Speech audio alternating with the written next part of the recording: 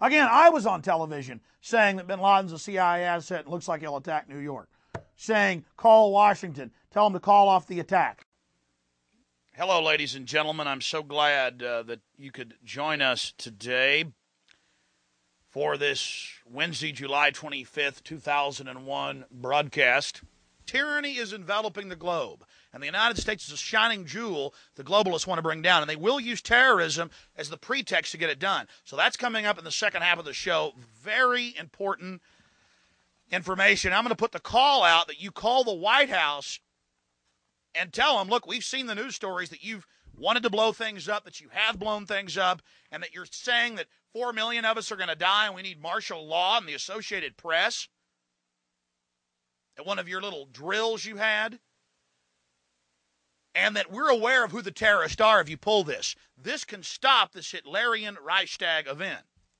I want to put the toll-free number up for Congress.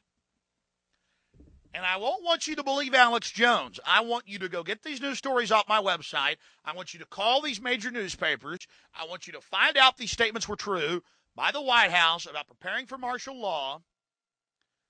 And I want you to let them know that if there is any terrorism, we know who to blame. The point is, if any terrorism comes, it's from this government.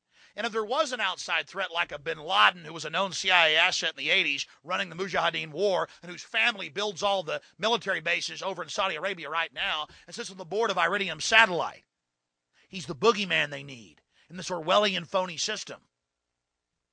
I want the White House numbers up there now. A big part of this solution, after you research all the government terrorism and check out what I'm saying is true, call the White House and tell them, we know the government's planning terrorism. We know Oklahoma City and World Trade Center was terrorism. We know the Joint Chiefs of Staff wanted to blow up airliners, Baltimore Sun.